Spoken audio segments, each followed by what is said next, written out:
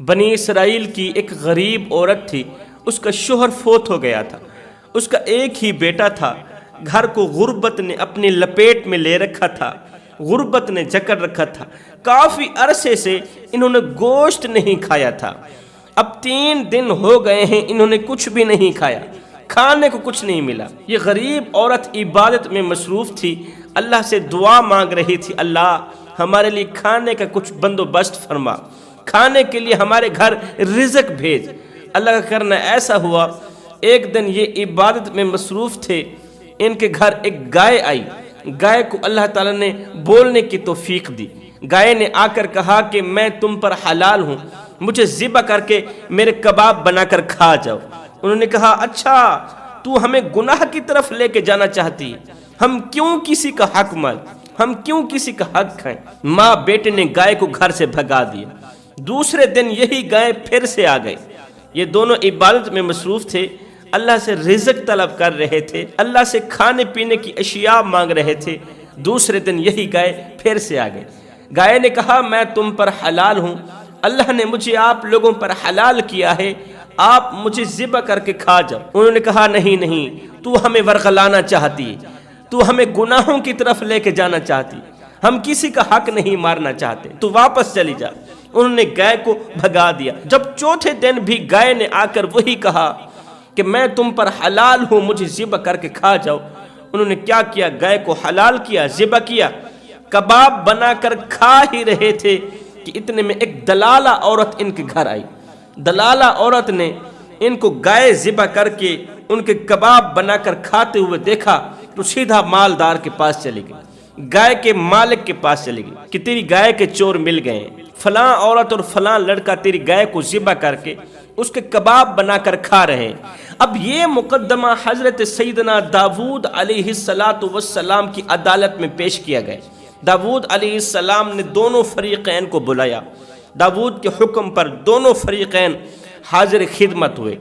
اللہ کے نبی نے پوچھا اے خاتون اور اے لڑکے، تم نے اس کی گائے کو ذبح کیوں کیا؟ انہوں نے کہا 4 دن سے مسلسل گائے ہمیں کہہ رہی تھی کہ میں تم پر حلال ہوں، مجھے ذبح کر کے کھا جاؤ۔ ہم 3 دن کے بھوکے تھے، کھانے کو کچھ نہیں مل رہا تھا، اور ویسے بھی عرصہ دراز سے غربت کی وجہ سے ہم نے گوشت نہیں کھایا تھا، ہم عبادت میں مصروف تھے، اللہ سے رزق مانگ رہے تھے، کھانے پینے کی اشیاء مانگ رہے تھے، اتنے میں گائے آئی، ہم نے گائے کو بھگایا۔ چوتھے دن گائے پھر آ گئی۔ جب 4 بار بھی گائے نے وہی کہا کہ میں تم پر حلال ہوں، مجھے ذبح کر کے کھا جاؤ، ہم نے گائے کو حلال سمجھا، ذبح کر کے کھا گئے۔ ادھر سے گائے کا مالک کہہ رہا تھا میں تو ہر حال میں قصاص لوں گا، میں تو ہر حال میں قتل کا بدلہ قتل ہی کروں گا، ہر حال میں قصاص لوں گا، میں معاف نہیں کروں گا۔ اللہ کے نبی نے فرمایا یہ غریب لوگ ہیں، 3 دنوں سے انہوں نے کچھ نہیں کھایا پیا، اگر انہوں نے تیری گائے کو ذبح کر ہی دیا، مار بھی دیا، تو پھر اس طرح کرو، گائے کی چمڑی کے برابر، گائے کی چمڑی کے برابر مجھ سے درہم لے لو، دینار لے لو، پیسہ لے لو اور قصاص معاف کر دو۔ گائے کے مالک نے کہا میں کسی بھی حال میں قصاص معاف نہیں کروں گا۔ جب گائے کے مالک نے اونچی آواز میں کہا نا میں کسی بھی حال میں قصاص معاف نہیں کروں گا، تو عین اسی وقت حضرت جبریل علیہ السلام وحی لے کر آئے۔ حضرت جبریل علیہ السلام نے عرض کی اے اللہ کے نبی، اللہ فرما رہا ہے ان کو بولو کل عید کے دن فلاں میدان میں تمام کے تمام لوگ جمع ہو جائیں، فلاں میدان میں ہی ان کا فیصلہ کیا جائے گا۔ دوسرے دن عید کا دن تھا، یہ تمام کے تمام لوگ اللہ کے نبی کو سر آنکھوں پر رکھتے ہوئے فلاں میدان میں جمع ہوئے فیصلہ سننے کے لیے۔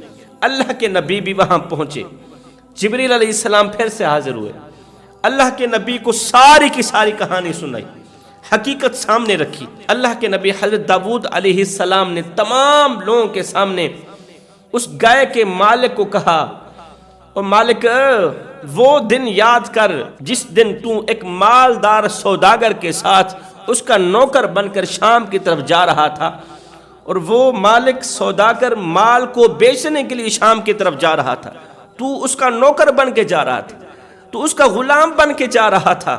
جاتے جاتے تیری نیت بدلی، شیطان نے تجھے اس قدر ورغلایا کہ اس مالک کو مار دو اور اس کے مال کے اکیلے وارث بن جاؤ، تم امیر تر امیر بن جاؤ گے، اس کا گلا گھونٹ دو، اسے مار دو، مٹی میں دفن کر دو۔ تو شیطان کی باتوں پہ آ کر تیری نیت بدلی، تو نے مالک پر حملہ کیا، مالک کو پتہ چل گیا، سوداگر کو پتہ چلا کہ میرا نوکر مجھے مارنا چاہتا ہے، ختم کرنا چاہتا ہے، اس کی نیت بدل گئی ہے۔ اس نے تیرے آگے ہاتھ جوڑے، کہا کہ اللہ کے نام پہ میری جان بخش دو، میرا چھوٹا ایک بچہ ہے، میرے مرنے کے بعد میرا بچہ کہاں جائے گا، میرے مرنے کے بعد میری بیوی کہاں جائے گی۔ تو رحم نہ کرتے ہوئے، ترس نہ کھاتے ہوئے اس مالدار سوداگر کو مار کر مٹی کے سپرد کر دیا۔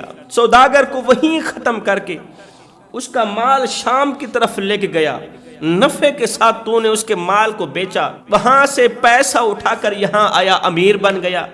اور نادان، کیا تو جانتا ہے جس نوجوان سے تو قصاص لینا چاہتا ہے، جس عورت سے تو قصاص لینا چاہتا ہے، یہ عورت اسی سوداگر کی بیوی ہے، اور یہ لڑکا اسی سوداگر کا بیٹا ہے۔ اور نادان، اب قصاص لینے کی باری نہیں، اب تو قصاص دینے کی باری ہے، وہ وقت آ گیا ہے۔ بس اللہ کا ترازو انصاف تولنے لگ گیا ہے، جیسا کرو گے ویسا بھرو گے۔ اللہ کے نبی نے تمام لوگوں کے سامنے جب اس کی حقیقت اس کے سامنے رکھی تو لوگ ہکے بکے رہ گئے، لوگ حیرت میں پڑ گئے۔ یہ مالدار شخص گائے کا مالک کہنے لگا، نہیں اللہ کے نبی آپ جھوٹ بول رہے ہیں۔ جب اس نے اللہ کے نبی کو جھوٹا کہا نا، جب اس نے اللہ کے نبی کو جھوٹا کہا تو فوراً گنگا ہو گیا، اس کی زبان لڑکھڑانے لگی، زبان گنگی ہو گئی، اس کے ہاتھ گواہی دینے لگے، ہاں یہ وہی چور ہے جس نے سوداگر کو مارا تھا۔ اس کے ہاتھ گواہی دینے لگے، اس کے پیر گواہی دینے لگے۔ اللہ تعالیٰ نے ہاتھوں کو بولنے کی طاقت دی، سب لوگوں کے سامنے بھرے مجمع میں اللہ تعالیٰ نے اس کے پیروں کو بولنے کی توفیق دی۔ پیر کہنے لگے، ہاں ہاں یہ وہی بدبخت انسان ہے جس نے اپنے مالک کو قتل کر کے اس کے مال کا اکیلا وارث بن بیٹھا۔ اس کے بعد اللہ کے نبی نے فرمایا، لوگو یہی حقیقت محشر کے دن کی ہوگی، قیامت کے دن کی ہوگی، کہ تمہارے ہاتھ پاؤں گواہی دیں گے، اس طرح کی گواہی دیں گے کہ تمہاری زبان کو بولنے کی ضرورت ہی نہیں پڑے گی۔ اللہ کے نبی حضرت داؤد علیہ السلام نے فرمایا لڑکے، اب تم اس سے اپنے باپ کا قصاص لو، تم اس سے اپنے باپ کا قصاص بھی لو اور اپنے باپ کا مال بھی واپس لو۔ لڑکے نے تلوار اٹھائی، اس ظالم مالدار شخص کا سر تن سے جدا کر دیا اور اپنے باپ کا سارا مال بھی واپس لے لیا۔ اللہ کا ترازو صرف انصاف ہی تولتا ہے جوانوں، جیسا کرو گے ویسا بھرو گے۔ کسی کا حق مارو گے تو وہ وقت آنے والا ہے کہ تمہارا حق بھی مارا جائے گا، کیونکہ ظلم کا بدلہ ظلم، کسی کو دکھ دینے والوں کو دکھ دیا جاتا ہے، کسی کا حق مارنے والوں کا حق مارا جاتا ہے، کسی کو اذیت دینے والوں کو اذیت دی جاتی ہے، کسی کو مشکلات میں ڈالنے والوں کو مشکلات میں ڈالا جاتا ہے، اس لیے کہ اللہ کا ترازو بس انصاف ہی تولتا ہے۔